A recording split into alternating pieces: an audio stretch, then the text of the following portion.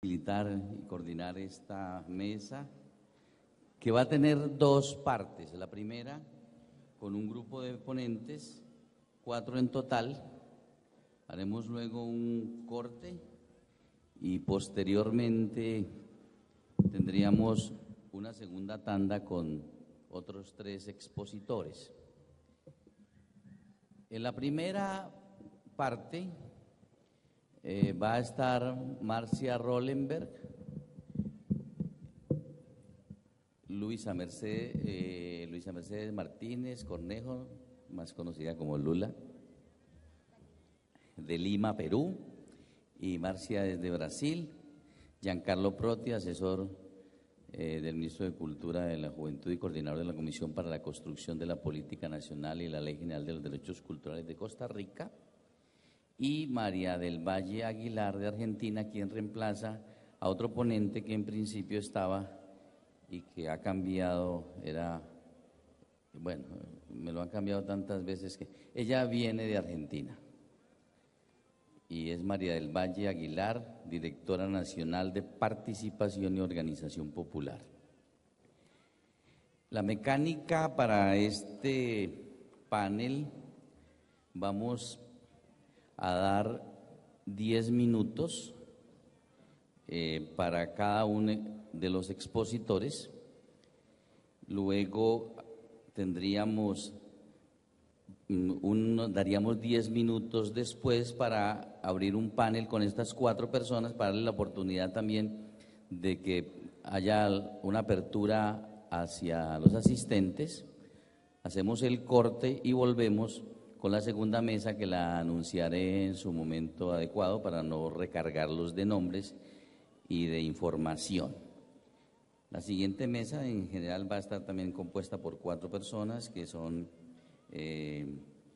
Mirena Salas, Freddy Martínez, Iván Nogales, y bueno, ellos 3. Bueno, entonces, en primera instancia, quiero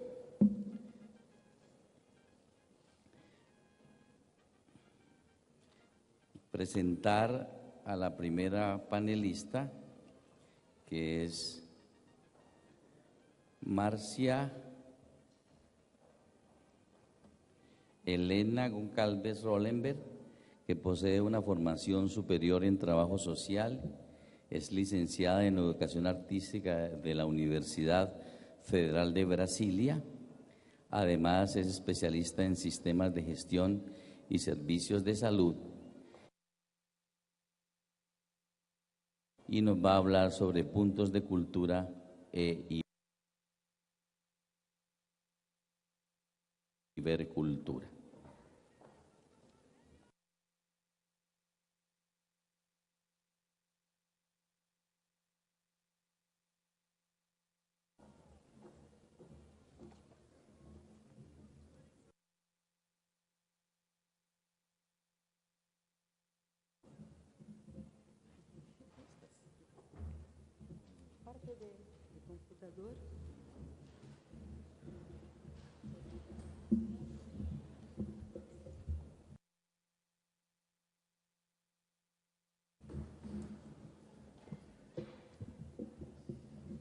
Buenas tardes. Yo empiezo pidiendo desculpas porque voy a hablar en portuñol para que podamos interagir, pero con una grande dificultad, pero creo que es mejor para la comprensión de todos. Sí, quiero la parte de presentación.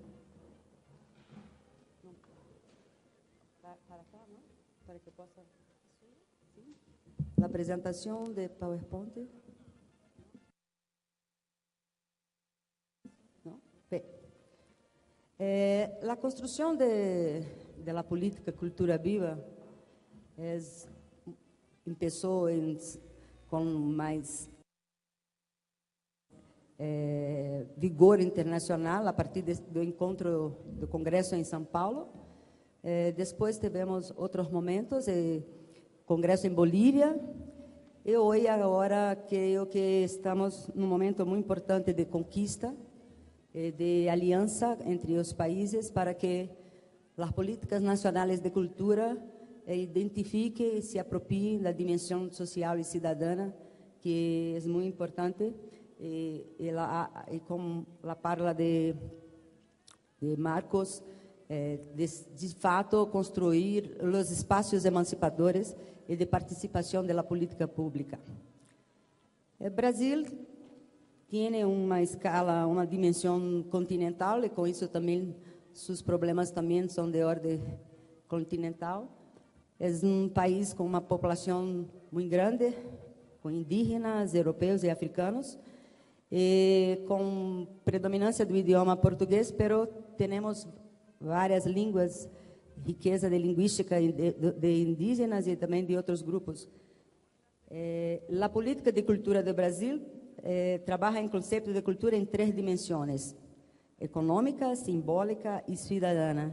Isso se empieza a partir do ministro Gilberto Gil, que hoje se consolida com várias iniciativas. O plano de cultura, que foi elaborado com a participação da sociedade, durante as conferências nacionais de cultura, 2005, 2010, depois foi transformado, cambiado em uma lei e aprovado em Congresso Nacional para o período de 2011 a 2020, e prevê o apoio a novos pontos de cultura, de modo a alcançar 15.000 pontos de cultura reconhecidos e articulados até 2020, hasta 2020. Hoje estamos construindo o Sistema Nacional de Cultura. Gradativamente todos os estados e os municípios fazem a adesão, e importante que o programa Cultura Viva se coloca hoje com sua capilaridade, tendo como sócios os estados, os 26 estados e o Distrito Federal, solamente Paraná, estado do Paraná, o governo que não aderiu, pero há também redes municipais. E para que esse programa alcance uma condição de política nacional, é necessário que uma estabilidade de conceitos, normas, metodologias e fluxos regulares de recursos financeiros, humanos e logísticos. E a descentralização desse programa deve ter como base a integração e a transparência de informações, o monitor, avaliação e visibilidade de resultados, responsabilidade de los 3 níveis de governo, e instância de gestão, participação e controle social. Essa é uma imagem que permeio a apresentação com uma imagem desses encontros, tanto de encontros de diversidade como de teias de pontos de cultura, que agora em 2014 se juntam numa convergência de esforços para uma grande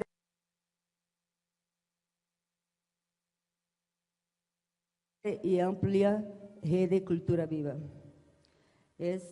Um dos fomentos que estamos construindo é o Vale Cultura, que é uma lei também, e que é aprovado no Congresso, destinará um vale mensal aos obreiros que recebem até 5 salários mínimos e que suas empresas adoptem esse sistema de Vale Cultura. E poderá ser usado para consumir produtos culturais, também para acessar cursos de formação, aquisição de instrumentos. E os pontos de cultura e os ciliclubes poderão ser incorporados como fornecedores de bens e serviços nessa grande cadeia que será estimulada a partir do uso de Vale Cultura, que aportará cerca de milhões na cadeia produtiva da cultura.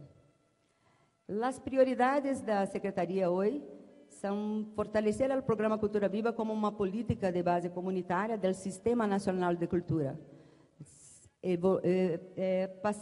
Cambiar de um programa para uma política, ter uma base legal, ter recursos específicos e operar garantizando o amplo alcance a todos os municípios. O Brasil tem mais de 5.600 municípios, é um grande desafio. E qualificar a gestão compartida com ações de comunicação, movilização, fomento e institucionalização da participação e articulação de redes, e dar maior efetividade ao programa Cultura Viva com a modernização da gestão institucional. O Estado tem que muitos obstáculos jurídicos, burocráticos, para lidar com a diversidade. O Estado não é muito plural, não é muito diverso. O sistema federal, a parte de teatro, a parte de cinema, a parte de bibliotecas, como se a matriz da diversidade e o objetivo da cidadania são atendidos e são articulados numa grande política. A acessibilidade é, por exemplo, um princípio que estamos inserindo nos novos convênios, que pelo menos 1% de investimentos de recursos investidos que pueda ser para a acessibilidade.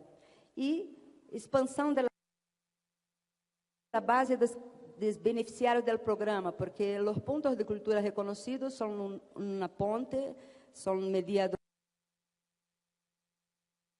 importantes nesta construção, pero o universo de beneficiários que há que ser contactado é muito grande. E a principal beneficiário da política não são os núcleos culturais, mas toda a sociedade. Desarrollar e implementar uma estratégia de aprovação do projeto de lei Cultura Viva que estamos construindo em Congresso Nacional, agora está em Senado Federal, que se passa a ser um marco, inclusive estamos criando um grupo de trabalho para se antecipar a implementação da lei, com participação de parlamentares, de Estado, município e sociedade civil.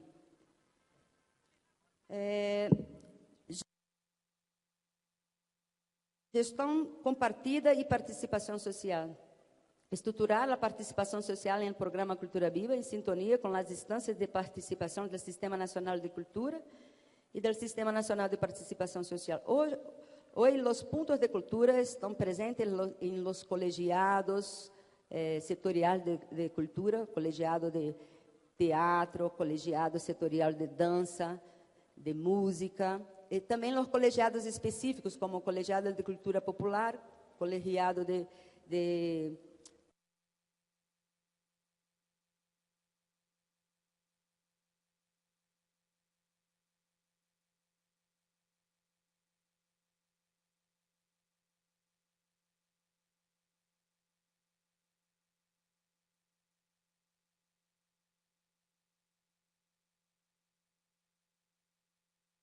afro-brasileiro, e esta parte de fortalecimento dessa participação se verificou muito fortemente na terceira Conferência Nacional de Cultura, porque das 35 conferências livres, 12 foram feitas pelas TEIAs estaduais ou por segmentos como LGBT, pessoas com deficiência, quilombolas, cultura indígena e tudo mais.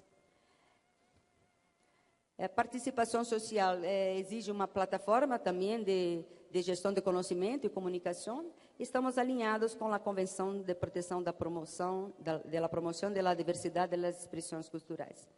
Buscar efetividade na gestão institucional, então revisar e qualificar instrumentos de relação com a sociedade civil. Hoje é discutido um novo marco regulatório com essa relação. Ampliar a capacidade de fomento, de visibilidade, um plano de monitoreio, de acompanhamento e de fiscalização. E construir a rede Cultura Vida com a participação de outros, como gestores, técnicos, pesquisadores e nos seus fóruns e TEIAs. Eu não tenho muito tempo para colocar esta apresentação se queda para vocês, depois podemos interagir. A distribuição de pontos hoje, é o dado que apresento em 2012, pero 2013 chamo-lo Terminamos el año con 4.080 puntos de culturas en planeo y cerca de 3.500 reconocidos y o en financiamiento. Os recursos investidos são da ordem de 70 milhões ano e há uma evolução de pagamentos que estamos fazendo. Bem, construir a política nacional de cidadania e diversidade e consolidar o programa com uma política nacional de base comunitária. Estaremos na Teia da Diversidade, que acontecerá em maio, em Natal. Esta teia é uma teia que os pontos de cultura, mas também das redes de la diversidade, de los gestores, de los pesquisadores, de la rede de socios, como Secretaria de Mulheres, Secretaria de Direitos Humanos, Ministério da Saúde, iniciativas privadas como outros, que estaremos juntos para discutir e avançar nas questões. E também ocorrerá lá também o encontro de países para discutirmos a proposta de Ibercultura Viva, que uma primeira reunião de construção que é sabido que há um documento de recomendações e amanhã também teremos a oportunidade de um diálogo mais próximo. Então, eu queria agradecer a oportunidade, dizer que eu tenho que me ir porque estou representando a ministra Marta Suplicy, que congratula a todos por este encontro. Mas Pedro Domingues, que aqui está, da Secretaria de Cidadania, permanecerá. E também tenho acá alguns gestores como Jefferson, João Pontes, do Rio Grande do Sul, que também podem ajudar as questões que se colocam. Muito obrigado e muitas graças. Desculpe por meu portunhol. Muito obrigado, gracias. Gracias, Marcia. Bueno, Marcia nos puso al día con el programa de Cultura Viva Comunitaria en Brasil, cómo se han instrumentado los puntos de cultura y cómo se avanza en la conformación de una política cultural de fomento integrada al Sistema Nacional de Cultura. Muchísimas gracias. Muy obrigado. Luisa Mercedes Martínez Cornejo del Perú, exregidora metropolitana de la ciudad de Lima, es nuestra siguiente panelista. Ella, como dije hace un momento, es exregidora de la Municipalidad Metropolitana de Lima, promotora de la ordenanza municipal que instituye como política pública el reconocimiento y fortalecimiento de la cultura viva comunitaria en la ciudad de Lima. Ella es socióloga de la Universidad Mayor de San Marcos, gestora cultural y desde hace 9 años es de la organización cultural TECUS, militante de causas justas. Lula nos va a hablar sobre gestión descentralizada y participativa de políticas públicas que fortalecen procesos de cultura viva comunitaria en la ciudad de Lima, en el Perú. Bienvenida, Lula.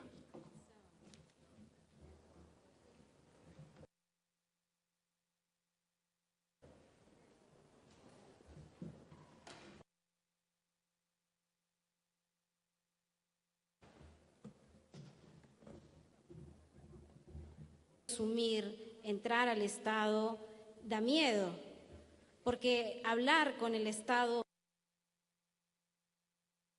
da miedo, autogobernarnos da miedo, pensar la posibilidad de cambiar esta sociedad y transformar da miedo. Y creo que esta experiencia que yo les voy a relatar muy rápidamente, precisamente logró vencer el miedo y el miedo de todos. El miedo que tenían las organizaciones de cultura viva comunitaria en la ciudad de Lima de venirse a trabajar de manera compartida con la Municipalidad de Lima para sacar adelante una ley municipal, ¿sí? En ese sentido, contarles que esta experiencia está un poquito situada en la ciudad de Lima, que como ustedes saben es la ciudad capital del Perú, ¿no? Que bueno, tiene 9 millones de habitantes, es muy grande, organizada en 43 distritos, etcétera, etcétera. Pero lo más importante es que la ciudad de Lima es una ciudad que está compuesta por la migración interna de todo nuestro país. Entonces nosotros podríamos decir que Lima es ese crisol, es esa ciudad de todas las sangres, pero sobre todo Lima representa culturalmente esa continuidad cultural de seguir viniendo del campo a la ciudad con las migraciones, con la cultura y seguir entretejiendo y articulando culturas para generar, digamos, una nueva síntesis, una nueva mixtura. En ese sentido, en Lima las culturas son el resultado que vienen desde nuestros ancestros y precisamente es en esa ciudad donde la cultura viva comunitaria trasciende a las políticas públicas y tiene como 30 años hacia atrás, ¿sí? Esta experiencia tuvo 3 debates, reflexiones que nos recorrieron durante todo el proceso. Estoy hablando de un proceso que arranca en el 2011, apenas ingresamos a ser gobierno municipal, y termina con mi participación, yo termino en el 2013, en marzo, pero que hoy ese programa sigue funcionando, esa política pública sigue funcionando. El primer debate que tuvimos para empezar a trabajar esta política pública era precisamente sobre lo que son las políticas públicas, quiénes las formulan, cómo se formulan, y ahí un poco entendimos que las políticas públicas hacen referencia precisamente a lo público más allá de la propia gestión del Estado, a lo público que tiene que ver con las relaciones humanas, que tiene que ver con los espacios de encuentro, la forma de hacer la vida. Entonces, a partir de eso, entendiendo que lo público no solo es tarea del Estado, nos dimos cuenta que eso público era una gestión compartida entre el Estado y la sociedad civil. Es por tanto que esta política pública tenía que ser precisamente formulada en esa concepción de esta es una tarea nuestra como Estado, como gobierno municipal, pero también es una tarea de la sociedad civil. Hablamos entonces de empezar a trabajar con una visión compartida, ¿no? Hablamos entonces de una necesidad del otro. Hablamos entonces de una necesidad de trabajar con la sociedad civil porque esta materia de la que íbamos a definir tenía que ver con ellos. Claro que sí, teníamos en la cabeza que los roles que le corresponden al Estado son diferentes que a la sociedad civil, las tareas que le corresponden son diferentes y había que saber cuál era el rol de ellos y cuál era el rol de nosotros. Sin embargo, en ese proceso, definitivamente, esos roles estaban muy confundidos, ¿verdad? Muchos funcionarios públicos de carrera de la Municipalidad de Lima tenían este tema como muy confundido, muy alborotado, y por supuesto que las organizaciones culturales mantenían ese miedo que yo les comentaba al inicio. Pensamos entonces que esta política pública debía tener mínimo 7 cosas fundamentales. La primera era que teníamos que llegar a un consenso en las definiciones. que no podía ser un tema que viniera de un lado de las autoridades o desde el gobierno, sino que necesitábamos llegar a un consenso de lo que era la cultura de vida comunitaria, cómo la entendíamos, un consenso sobre el presupuesto, un consenso sobre el aporte de la cultura en el desarrollo humano. Entonces, primera tarea era generar consensos. Segundo, teníamos que definir claramente a quién le correspondía la distribución de recursos, o sea, el presupuesto. Una política pública que no tiene presupuesto cae en una mera declaración de buenas voluntades que no llegan a ningún punto. ¡Por Dios! 3 minutos. ¿Qué hago? Bueno, entonces voy a correr. Estaba el cuento de la política pública, ¿no es cierto?, que les decía yo que tiene 7 elementos, pero que creo que en el fondo lo más importante era cómo cambiábamos el Estado desde dentro del Estado, cómo lográbamos a partir de esa política pública generar acceso al Estado, no generar acceso a la cultura, sino generar acceso al Estado, que es un tema que es bien complejo porque hay un oscurantismo sobre lo que es el Estado y sobre cómo funciona el Estado. Y precisamente eso es lo que genera miedo. Ese no saber, ese no entender es lo que genera miedo. Entonces nuestra tarea fue que íbamos a reformar el Estado desde el Estado, íbamos a plantear que las políticas públicas tenían que ser con la ciudadanía porque era elemental. Segundo, está la reflexión en torno a lo inexorable que era la cultura viva comunitaria en la ciudad de Lima. La ciudad de Lima es una ciudad no planificada, es una ciudad que creció informalmente, es una ciudad que recibe la migración, es una ciudad que en sus periferias, o mal llamadas periferias, floreció la cultura viva comunitaria. En cada barrio, en cada cerro, en cada lugar empezó a pintarse de colores todo, y eso sin el apoyo del Estado. Entonces, desde esa medida, entender el valor que tenía el trabajo de esas organizaciones de cultura viva comunitaria, ponerlo en perspectiva, entender el rol del Estado con esa explosión ciudadana popular que trascendía los límites del Estado. Ese fue un debate y una reflexión muy importante, porque en la ordenanza logramos que, si bien es cierto, hay un concepto de lo que es la cultura viva comunitaria, logramos que ese concepto sea el que emergió de las propias organizaciones del movimiento Cultura Viva Comunitaria.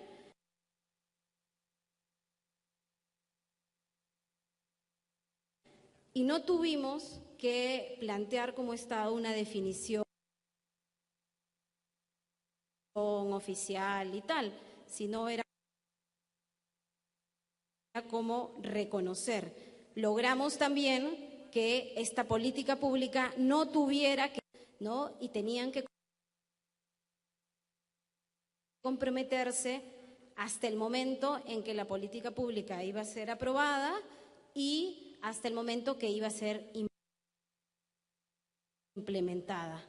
Yo creo sencillamente que esa forma de trabajar ayudó a generar confianza. Nosotros no fuimos a hacer un documento de una ley. Un documento es fácil de hacer, ¿verdad? Agarras la computadora, te lees un par de normativas, armas un documento hermoso. Nosotros promovimos un proceso, una construcción de relaciones, una perspectiva de sueño, una orientación hacia adelante, una manera de gestionar el Estado, una manera de cambiar la representación política, de democratizar el Estado, de acceder al Estado. Entonces,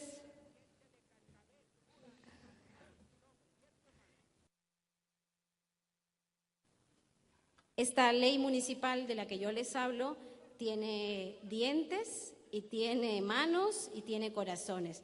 Digo que tiene dientes porque logramos que tenga una partida presupuestal, ¿sí? Se estableció en el documento de la ordenanza que se invertiría cerca de $1 millón anuales para la cultura viva comunitaria en la ciudad de Lima. Se estableció que de ese dinero el 50% fuera para el fondo municipal, que se hace carne a través de un concurso de proyectos. Se logró también que tuviera corazón, en el sentido de que dentro de la ordenanza no hacemos un pedido de reconocimiento. En todo caso, ojalá que puedan conocer no solo el documento de esta ley municipal, sino el proceso de formulación de esta ordenanza, porque creo que lleva adelante 3 debates importantes que en este marco de este Congreso y en la responsabilidad de funcionarios, quienes las tengan, o de legisladores, es fundamental hacerse, ¿no?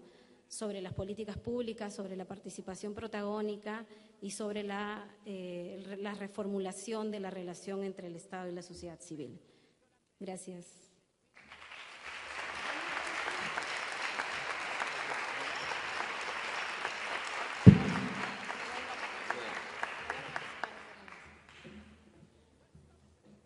Gracias, Lula, y me toca hacer a mí de policía aquí, cuidándole el tiempo. Lástima que no tengamos más tiempo para vivir esta experiencia tan hermosa del Perú, y sobre todo que Lula nos recuerda esa vieja frase que dice que valiente es el que vence el miedo, y nos dice cómo la cultura de vida comunitaria en Perú es un reto para vencer el miedo que nos ha impuesto la inequidad social. Gracias por su intervención, y a continuación voy a presentar al señor Giancarlo Proti, asesor del ministro de Cultura y Juventud, coordinador de la Comisión para la Construcción de Política Nacional y Ley General de Derechos Culturales de Costa Rica, quien nos va a hablar sobre la presentación del proceso de consulta para la construcción de la política y la ley de derechos culturales en Costa Rica. Giancarlo es investigador e instructor en gestión cultural, además de director, actor y profesor de teatro. También es miembro fundador de la Asociación Cultural Giratablas y ha sido director del Teatro Popular Mélico Salazar. Bienvenido.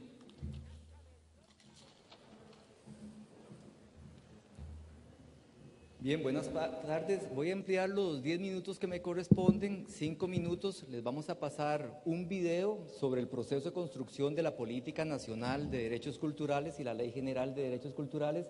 Este video se hizo con el apoyo del Centro de Acción Pro Derechos Humanos y pienso que dice mucho mejor de lo que yo lo puedo decir, y los otros minutos reforzaré alguna de la información de interés sobre este proceso.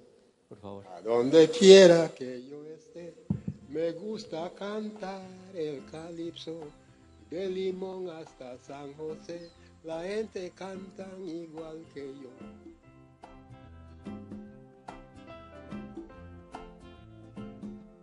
Con el propósito de dotar al Estado y a la sociedad costarricense de una adecuada legislación cultural, el Ministerio de Cultura y Juventud se ha dado la tarea de facilitar un intenso proceso de participación de personas, grupos y organizaciones para construir de manera compartida una política nacional de derechos culturales y una ley general de derechos culturales.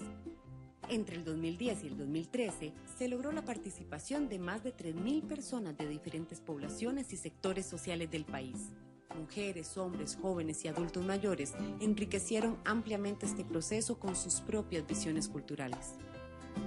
¿Por qué es importante proteger y promover los derechos culturales de los grupos y las personas? Porque la cultura es una característica esencial de la humanidad, portadora de identidades, valores y significados. Porque la cultura es un factor de cohesión social que posee un enorme potencial como dinamizadora del desarrollo humano, social y económico. Porque la cultura constituye la base de procesos creativos y permite imaginar, comunicar, difundir conocimientos y aprendizajes. Porque la cultura nos pertenece a todas y a todos. La Declaración Universal de los Derechos Humanos y la Convención sobre la Protección y la Promoción de la Diversidad de Expresiones Culturales son parte de las convenciones que Costa Rica ha suscrito con el deber de proteger y promover los derechos culturales. La Política Nacional de Derechos Culturales propone que las personas, grupos y comunidades participen con sentido de corresponsabilidad de una manera efectiva en la vida cultural del país, expresándose libremente, en equidad de condiciones y en un entorno que reconoce y respeta la diversidad cultural. Para llevar esta tarea a la práctica se proponen 5 ejes estratégicos. Participación efectiva y disfrute de los derechos culturales en la diversidad. Dinamización económica de la cultura. Protección y gestión del patrimonio cultural, material e inmaterial. Fortalecimiento institucional para la promoción y protección de los derechos culturales. Derechos culturales de los pueblos indígenas. Por su parte, la Ley General de Derechos Culturales establece mecanismos para garantizarlos, protegerlos y promoverlos. La Política Nacional y la Ley General de Derechos Culturales se basan en los siguientes enfoques. Sensibilidad cultural. Respeta las características específicas de cada grupo o población. Etario y generacional. Reconoce las diferentes necesidades de las personas de acuerdo a su edad. Articulación. Propicia coordinación entre los diferentes sectores. Transversalidad. Reconoce la cultura como eje transversal del desarrollo. Interculturalidad. Promueve el intercambio respetuoso entre las culturas. Género. Promueve la equidad e igualdad entre hombres y mujeres. Y los derechos humanos culturales. La Política Nacional y la Ley General de Derechos Culturales se basan en los siguientes principios. No discriminación. Igualdad. Equidad. Diversidad cultural. Corresponsabilidad social. Y participación. Para alcanzar los objetivos propuestos y promover la participación a nivel nacional de organizaciones públicas, privadas y de la sociedad civil, se propone como acción innovadora el Sistema Nacional de Protección y Promoción de Derechos Culturales, que está integrado por el ministro o ministra rectora del sector cultura, la Secretaría Técnica de Políticas Culturales, que coordina su planificación, monitoreo y evaluación, el Consejo Sectorial, que articula la relación entre el Ministerio y sus programas, órganos desconcentrados e instituciones, el Consejo Intersectorial y su Comité Técnico, que promueven las alianzas entre el Ministerio y las otras instituciones públicas, el Consejo de Gestión Cultural Regional, que coordina las diversas instancias de cada región, y los foros regionales, que son espacios para la participación de las organizaciones sociales. A partir de la aprobación de la Política Nacional y la Ley General de Derechos Culturales, Costa Rica tendrá la posibilidad de ser un país que facilite el acceso y la participación de las personas. Un país que promueve y protege las artes, el patrimonio cultural, la investigación, la gestión y el disfrute de las culturas. Un país que promueve la interacción cultural en armonía con la naturaleza. Un país que reconoce la cultura como factor de desarrollo económico en función de las personas a nivel local, regional y nacional. Con la aprobación de la Política Nacional y la Ley General de Derechos Culturales, Costa Rica tendrá la posibilidad de ser un país más respetuoso de su diversidad y sus derechos culturales.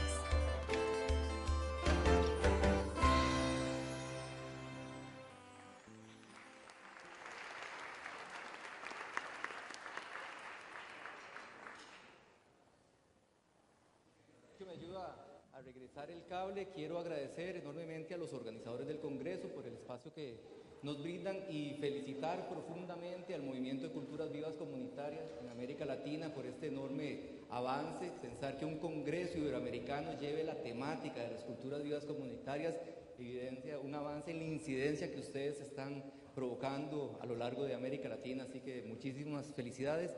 Y agradecer a las culturas vivas comunitarias de Costa Rica que participaron en todas las etapas del proceso de construcción y por ahí vamos a empezar.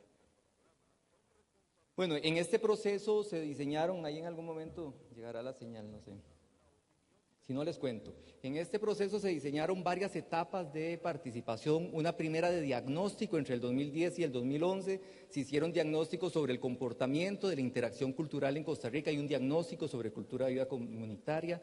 Entre el 2011 y 2012 se hizo una primera etapa de consulta a diferentes grupos, poblaciones, comunidades. No quedamos satisfechos desde la Comisión Interministerial, muchos grupos tampoco estaban satisfechos con esa primera etapa de consulta. Se amplió el proceso y esto vino a enriquecer en gran medida los documentos.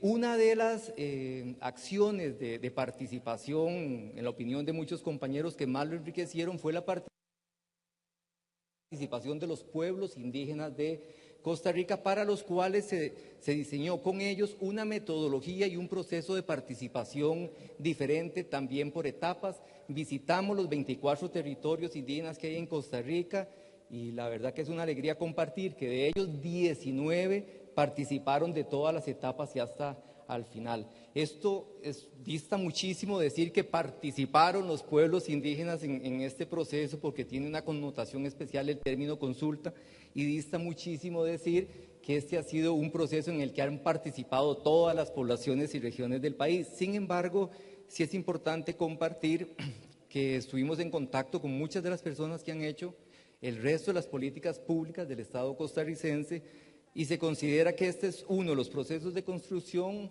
de mayor participación, de mayor etapas de participación de las personas, en donde estuvieron los pueblos indígenas, afrodescendientes, artistas, académicos, gestores culturales, universitarios, gestores culturales, comunitarios, artesanos, arquitectos, funcionarios públicos, municipalistas, expertos internacionales que nos dieron su lectura, como en el caso de Celio Turino o George Giudice, que nos acompañan en este congreso. Importante también compartir que estos instrumentos, como solo me quedan 3 minutos, que anoten el sitio web política.cultura.cr, CR de Costa Rica, política.cultura.cr, porque ahí van a encontrar toda la documentación. Van a encontrar la política nacional, que fue ya aprobada en diciembre pasado, está publicada en la Gaceta de enero. Van a encontrar el proyecto de Ley General de Derechos Culturales, que ya se presentó a la Asamblea Legislativa. Van a encontrar este video, otros videos y otros diagnósticos. Una invitación a leer estos instrumentos de la siguiente manera, porque cuando uno ha participado de un proceso, va a leer el documento buscando encontrar su agenda particular dentro de esos instrumentos, incluso su nombre y el apellido de su asociación. Esto es una política nacional, entonces el ejercicio que hay que hacer es cómo a lo largo del proceso de sistematización de la información, esos nudos de tensión que encontramos entre las diferentes participaciones. Piensen que cuando fueron más de 3.000 personas de toda la diversidad de ideologías y posiciones políticas que hay en el país, consensuar esas diferencias de opinión, por ejemplo en el ámbito de la cultura, entre la economía social solidaria y los grupos que pregonan el emprendedurismo cultural, hay nudos de tensión. Lograr redactar de una manera que pueda consensuar y estimular el crecimiento y el mejoramiento de las calidades de vida y de producción de los diferentes grupos no ha sido una tarea fácil, ha sido una labor de muchísimo rigor, de muchísima dedicación. Y finalmente una invitación a ver esto como un paso de mucha relevancia en la historia del desarrollo de los procesos culturales en Costa Rica. Hemos tenido políticas culturales durante muchas décadas, pero es la primera vez que se configura en política de Estado, aprobada como tal y a partir de un amplio proceso participativo. Errores en el proceso de participación, sí, deficiencias, claro, pensar que esto fue un proceso perfecto sería iluso y nadie se lo creería. Que los documentos finales, estos instrumentos son perfectibles, se pueden mejorar, sí, hay que evaluarlos. Estamos ahorita en una gran oportunidad en el país al ingresar el proyecto de ley en la Asamblea Legislativa, que es elevar al ámbito de la discusión pública por qué estamos hablando de proteger y promover los derechos culturales en el mundo y en este caso específico en el país. El solo hecho de que podamos debatir durante los próximos meses y los próximos años sobre derechos culturales ya es de una enorme importancia. Siempre me gusta poner de ejemplo el proceso que han librado las mujeres en su lucha para que se les reconozca la equidad de derechos que les pertenecen. Una lucha que en Costa Rica, para aprobar las primeras leyes, tuvo que pasar varias décadas de discusión. Ahora vamos a discutir de derechos culturales y es una invitación a usar estos dos instrumentos de la manera más propositiva como instrumentos para la transformación positiva de la sociedad. Traten de traducir, ahí ustedes van a encontrar muchísimo de la influencia de lo que la cultura viva comunitaria aportó en este proceso, en participación, en equidad, en la configuración de todos estos derechos. No sé si me regala 37 segundos. 13. Una lectura ligera, ¿cuáles son los derechos culturales que estamos pregonando o que estamos en colectivo pregonando? El derecho a acceder, contribuir y participar de manera activa en la vida cultural, el derecho a expresar libremente su diversidad cultural en equidad de condiciones, el derecho de las expresiones culturales de que sean valoradas, reconocidas, apoyadas y estimuladas, el derecho de los grupos minoritarios a sus prácticas culturales particulares, el derecho de acceder, producir y difundir comunicación e información cultural, el derecho de preservar su patrimonio material e inmaterial, el derecho de disfrutar de una relación armónica con la naturaleza. Bien, una invitación nuevamente especial a visitar este sitio y a participar de este proceso de construcción que nos pertenece a todos. Son instrumentos como una tijera, sirve para hacer cortes de tela y de papel hermosos, creativos, constructivos, de alto diseño y de alta identidad cultural, pero también sirve para herir. Todo depende de cómo usemos los instrumentos en los tiempos que se avecinan. Gracias.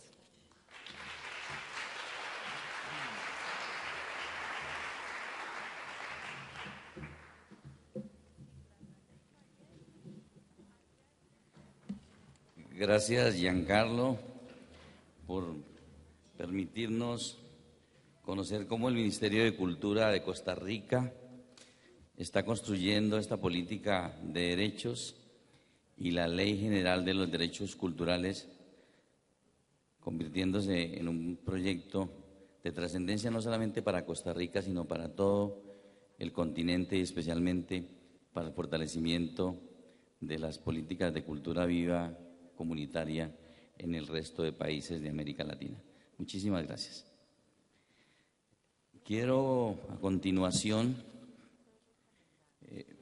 presentarles a María del Valle Aguilar. Ella viene de la Argentina, es directora nacional de Participación y Organización Popular y va a tomar el espacio que previamente se había diseñado en los programas para otro representante también de Argentina y de la misma entidad.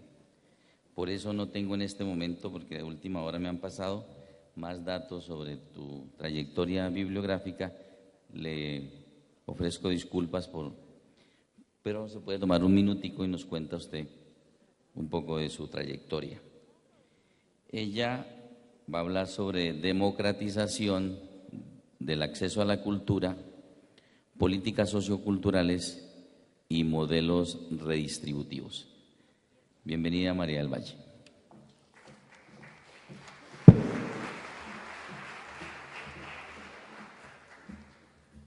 Buenas tardes a todos y a todas.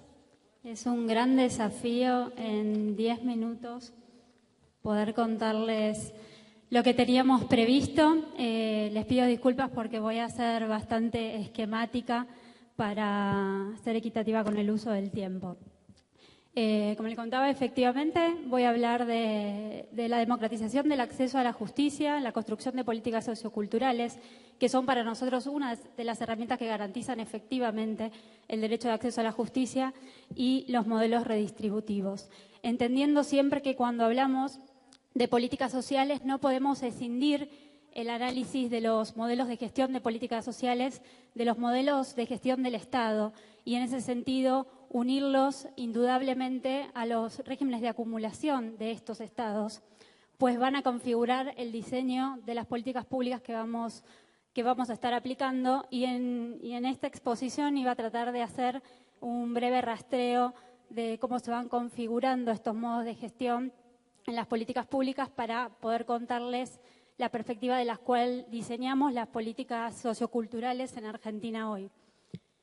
Para comenzar, contarles que en el ámbito de la Secretaría de Cultura en Argentina, creamos en el año 2012 la Subsecretaría de Políticas Socioculturales, producto de un proceso que ya se venía trabajando, entendiendo esta alianza indudable entre las políticas culturales y las políticas sociales, y entendiendo principalmente a la cultura como el espacio principal para el desarrollo social humano en el marco de un proceso federal, inclusivo, integrador, que apunte principalmente a la inclusión social, a la revalorización de nuestra diversidad cultural y muy específicamente al acompañamiento y al fortalecimiento de los procesos organizativos de nuestra sociedad civil. En este sentido, como les comentaba, nosotros entendemos que las políticas sociales también responden a un posicionamiento del Estado en torno a los conflictos sociales, principalmente en la forma en que el Estado ve y entiende los procesos de desigualdad social, de exclusión y de inequidad. En la última década,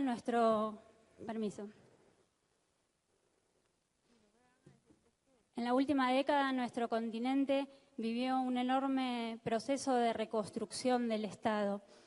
Veníamos de la aplicación de una serie de políticas neoliberales en la mayoría de los países desde mitad de la década del 70, en donde la aplicación de un régimen de acumulación de valorización financiera generó procesos de desindustrialización, pérdida del empleo y, por tanto, el tan conocido proceso de exclusión gravísimas que vivieron nuestras sociedades y que nuestro país tuvo su momento de mayor gravedad en la década del 90, con las políticas de privatización, de desindustrialización, de descentralización, que llevaron a finales de la década del 90 y principios de los 2000 a la mayor crisis social de nuestra historia, con niveles gravísimos de desigualdad y de exclusión.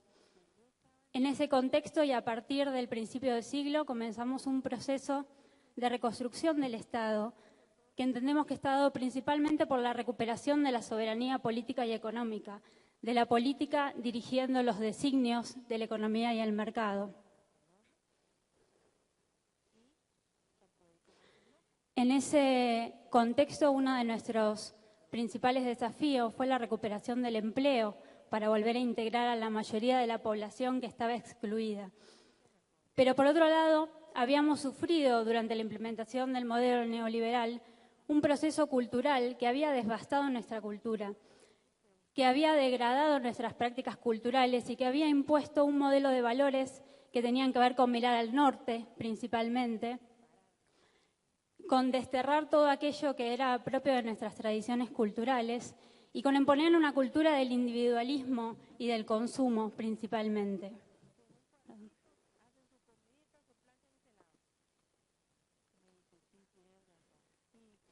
A partir de allí es que consideramos que las políticas sociales también vinieron a atender toda esa área que estaba absolutamente desprotegida, dado que la incorporación al empleo y, por tanto, a los derechos sociales, porque aquí hago un paréntesis, en el marco de las políticas neoliberales los derechos sociales estaban asignados solamente a aquellos que podían acceder mediante el mercado y no a la mayoría de la población, dejando las políticas sociales únicamente destinadas a ser políticas focalizadas que iban supuestamente a paliar los efectos negativos de un sistema que nosotros creemos que no eran efectos negativos, sino que eran consecuencias directas de la implementación de ese modelo. En ese sentido, el diseño de las políticas sociales a partir del año 2003 en nuestro país tuvo que ver con escindir las políticas sociales del ámbito del empleo y del trabajo, como estaban ligadas anteriormente, y pensar todo un enorme espacio de desarrollo de las políticas sociales que tienen que ver principalmente con la redistribución de ingresos, a la posibilidad de garantizar los derechos sociales de aquellos sectores que no están incluidos en el mercado. Allí tenemos ejemplos enormes, entre ellos solamente quisiera mencionar uno o dos. El programa de asignación universal por hijo, que es una de las grandes políticas sociales en nuestro país, garantiza a cerca de 4 millones de niños y niñas sus derechos sociales por fuera de la posibilidad o de la condición laboral de sus familias, equiparándolos con el resto de los niños y niñas. Y en los últimos tiempos, 2 políticas que consideramos fundamentales: el Plan Progresar, que garantiza un sostenimiento educativo para los jóvenes y entendiendo a los jóvenes como uno de los sectores que son las mayores víctimas de las aplicaciones de estas políticas que tanto han afectado a la construcción de nuestro tejido social. Y la más reciente, que tiene menos de un mes, que es el programa Recuperar Inclusión, que está desarrollado desde la Secretaría de Combate a las Adicciones, pero que no está pensando solamente en atacar a las consecuencias de las adicciones, como expresión también de la desintegración de un tejido social que deja a los pibes sin proyecto de vida. Y va principalmente a crear cerca de 400 espacios en todo el país para el desarrollo de actividades sociales, culturales y deportivas, entendiendo que lo que necesitamos es darles a esos pibes un espacio donde desarrollarse, donde capacitarse, donde sentirse valiosos y reconocidos. En el ámbito de las políticas sociales quiero destacar, y les avisé que iba a ser muy esquemática porque no me da el tiempo, a las políticas que tienen que ver con el fomento a la economía social y solidaria como un nuevo mecanismo, una nueva alternativa de construcción y de producción, y en el ámbito de las políticas culturales están abriendo una puerta enorme para la producción de contenidos culturales con una nueva lógica colectiva principalmente, pero también abriendo canales para la distribución de esa producción que puedan competir o que puedan insertarse en un mercado que era bastante restrictivo. Específicamente, en el marco de las políticas culturales, hemos desarrollado en estos años una enorme batería de políticas socioculturales y políticas culturales que entienden principalmente en la recuperación del valor central de la cultura en la construcción de nuestra identidad y de nuestro sentido de pertenencia. Simplemente voy a nombrar algunas que son grandes hitos. Los festejos del Bicentenario, por ejemplo, en nuestro país, implicaron volver a poner en cuestión y en discusión la visión histórica de nuestra construcción de nación y con una pertenencia enorme arraigada en la patria grande. La construcción de espacios y de infraestructura cultural, como la generación del Parque Tecnópolis, que es un gran parque cultural de actividades recreativas, educativas. La creación en estos últimos años de más de 200 casas del Bicentenario en todo el país, como espacios culturales para el desarrollo de actividades. Y recientemente, el año pasado, la inauguración de la primera casa cultural en una villa de emergencia en la ciudad de Buenos Aires. Esto tiene que ver con efectivamente generar los espacios de desarrollo de la cultura allí donde se encuentran nuestra población y no pretender que tengan que viajar hacia el centro de las ciudades o hacia las capitales para poder acceder al disfrute de un hecho cultural o de la capacidad de producción de un hecho cultural. Bueno, en este sentido también, por supuesto, el programa que hemos desarrollado desde hace 4 años de Puntos de Cultura, que es un enorme programa de apoyo a las experiencias y a los proyectos culturales de organizaciones sociales y comunitarias, que no solamente para nosotros es un proyecto de apoyo económico, en realidad principalmente entendemos que es un proyecto que abona la construcción de una red entre las organizaciones. Para nosotros, los puntos de cultura son sedes donde también generamos y desarrollamos una enorme cantidad de políticas de la Secretaría de Cultura y de otros ministerios, donde tenemos especial hincapié en el intercambio de saberes y experiencia, en la capacitación permanente, es decir, en la construcción de un colectivo, rompiendo con esa vieja lógica de los subsidios a las ONGs para desarrollar un proyecto individual. Nosotros creemos que es todo lo contrario, que es la posibilidad de construir proyectos colectivos y en forma de cooperación. Bueno, voy a ir cerrando porque ya me han pasado el papel. Pero a modo de conclusión quisiera decir lo siguiente. En este proceso que estamos viviendo, que hemos emprendido el camino hace muchos años, una de las principales batallas culturales que dimos tuvo que ver con el recupero de la centralidad de la política. En nuestro país, en los últimos años, se volcaron a la militancia social, barrial, política, por supuesto, miles de jóvenes que entendieron que era la política la herramienta de transformación de su sociedad y que ellos debían ser protagonistas de ese cambio. Nuestra presidenta Cristina Fernández de Kirchner acuñó una frase hermosa que los jóvenes han tomado, que es "la patria es el otro", que habla justamente de este proceso de construcción de una sociedad más equitativa, en donde no podemos considerar que mientras haya un pibe, una piba, una persona excluida, no tendremos todavía aquella sociedad que soñamos. Y la responsabilidad de construirlo es de todos y cada uno de nosotros. Por eso para nosotros las políticas socioculturales principalmente tienen que ver con dar esta discusión y con aportar a esta batalla cultural de entender la nueva construcción de un sentido de pertenencia y de nación. Y por otro lado, de aportar a la construcción de ese sujeto social que debe llevarla adelante, que entendemos que son las organizaciones sociales, que entendemos que son los procesos